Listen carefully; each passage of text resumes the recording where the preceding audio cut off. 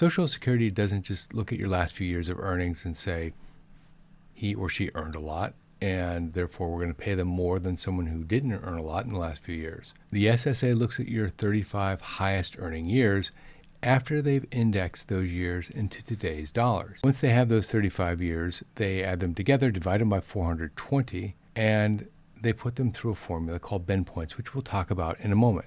Now, what happens if you miss a few years? Well, you get zeros for those years.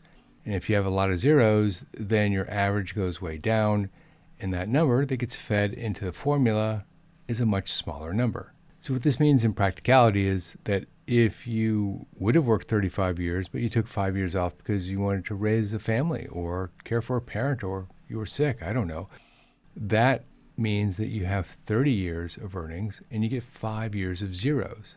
And that does have an impact on the size of your Social Security payment. If you already have 35 years of earnings and you continue to work and you add on some really big earning years, the smaller years fall off and they don't mean anything. So you can manage the size of your Social Security payment simply by having several good years at the end of your career, which a lot of people do.